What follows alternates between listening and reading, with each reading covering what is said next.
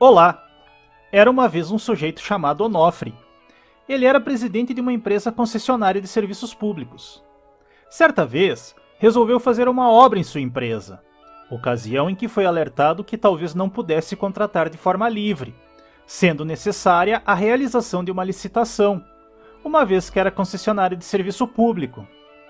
Com essa dúvida cruel e querendo fazer o procedimento dentro dos ditames legais, Onofre procura você, um renomado advogado ou advogada especializado na área administrativa, para que o oriente se é necessário ou não licitar. Como você orientaria Onofre? Se você ainda não sabe e quiser saber a resposta, fique conosco.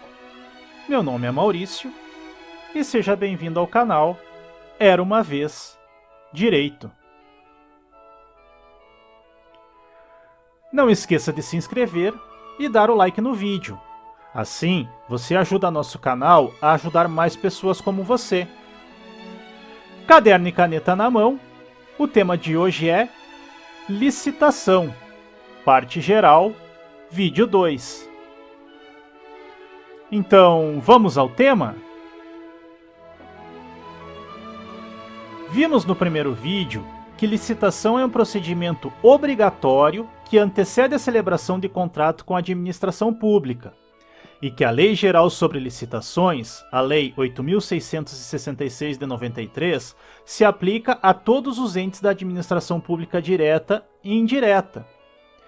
Mas quem tem o dever de licitar e quem não tem esta obrigação? Primeiro, cabe esclarecer que não estamos tratando do fato de dispensa, inexigibilidade ou vedação à licitação, uma vez que esses casos são referentes a determinadas situações e não aos sujeitos. Neste vídeo, veremos os sujeitos que são obrigados a licitar e os sujeitos que não são obrigados a licitar.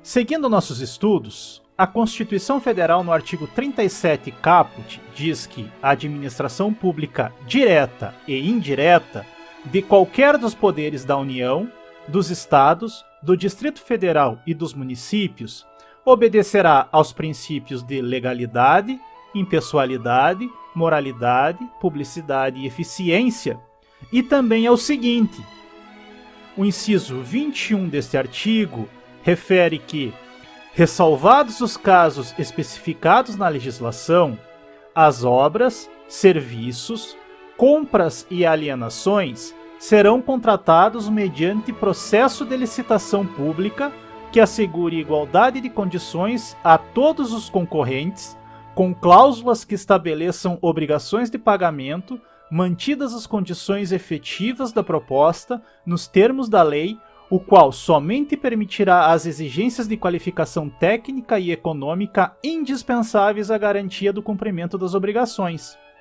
Analisando esses dispositivos legais, concluímos que o dever de licitar incumbe a todas as entidades e órgãos públicos pertencentes aos poderes da União, dos Estados, do Distrito Federal e dos municípios. E isso é o que determina o artigo 1º, parágrafo único da Lei 8.666 de 93, a Lei Geral das Licitações, que assim diz: subordinam-se ao regime desta lei, além dos órgãos da administração direta, os fundos especiais, as autarquias, as fundações públicas, as empresas públicas, as sociedades de economia mista e demais entidades controladas direta ou indiretamente pela União, Estados, Distrito Federal e municípios.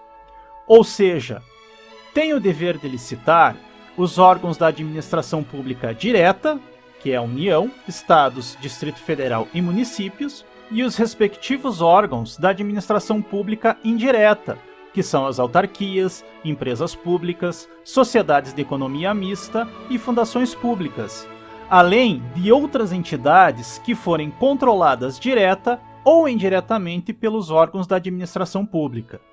Então, anota aí: quem deve licitar? Quem tem obrigação de licitar? O Poder Legislativo, em todos os níveis, nacional, estadual e municipal, incluindo órgãos e entidades ligadas às casas legislativas, como a Caixa de Assistência Parlamentar, por exemplo, o Poder Judiciário, o Tribunal de Contas da União e dos Estados, o Ministério Público, Estadual e Federal, órgãos da Administração Pública Direta, que é a União, Estados, Distrito Federal e municípios, órgãos da Administração Pública Indireta, que são as autarquias, fundações públicas, empresas públicas e sociedades de economia mista, além das agências reguladoras e agências executivas, as associações públicas, os consórcios públicos, fundações governamentais, os fundos especiais, que são aqueles dotados de orçamentos de valores e acervos de bens destituídos de personalidade jurídica autônoma, como, por exemplo, o Fundo de Garantia por Tempo de Serviço, as entidades paraestatais ou serviços do Sistema S, que são SESC, SESI e SENAI, e os conselhos de classe, como, por exemplo, o CRM, Conselho Regional de Medicina, e o CREA, Conselho Regional de Engenharia e Agronomia.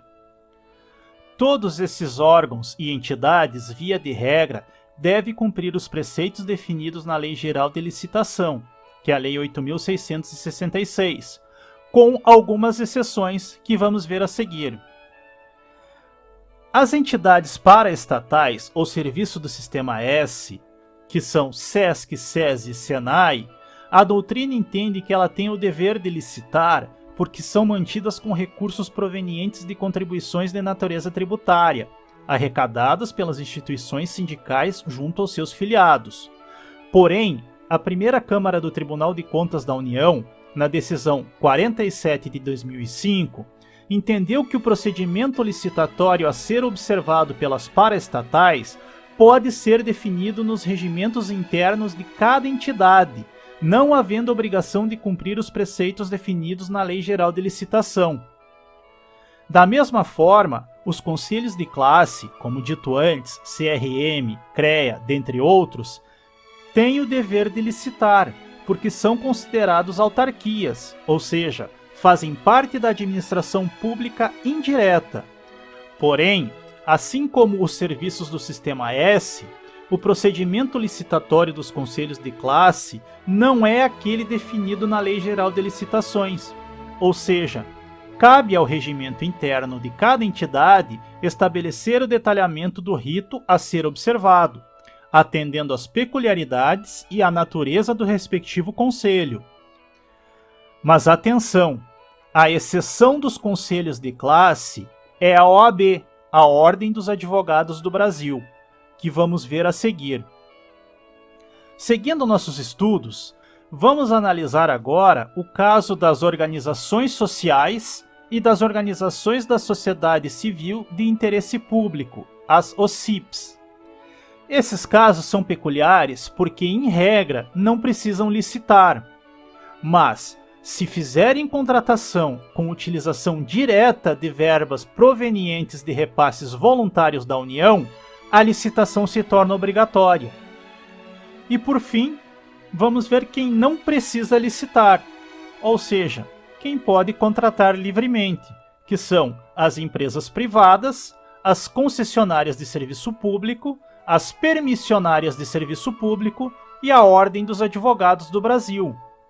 Mas espera aí, a Ordem dos Advogados do Brasil não é um conselho de classe? E não vimos que conselho de classe tem o dever de licitar? Pois é, a OAB é uma exceção. E isso acontece porque no julgamento da ação direta de inconstitucionalidade 3026 de 2006, o STF entendeu que a OAB não possui natureza jurídica de autarquia, ou seja, é o único conselho de classe que não é uma autarquia, e por esta razão não possui nenhuma ligação com o Estado, não se sujeitando aos ditames impostos à administração pública direta e indireta. Assim, mesmo sendo um conselho de classe, a OAB não está obrigada a realizar licitação. Entendido? E você? Conseguiu responder o problema exposto no início do vídeo? Se não conseguiu, vamos à resposta. Onofre é presidente de uma empresa concessionária de serviço público, e como vimos neste vídeo, As concessionárias de serviço público não têm obrigação de realizar a licitação. Então, a empresa de Onofre pode contratar livremente quem ela bem entender. Ok? E com isso, encerramos nosso segundo vídeo sobre licitação, parte geral. Espero que você tenha gostado e que realmente tenha te ajudado a saber mais sobre esse assunto. Não perca a continuação desta matéria nos próximos vídeos. Agradeço muito a sua companhia e desejo muito sucesso em sua vida com as bênçãos de Deus. Peço que ative o sininho para receber nossas atualizações e compartilhe o vídeo. Afinal, estamos compartilhando conhecimento. Bons estudos e até mais!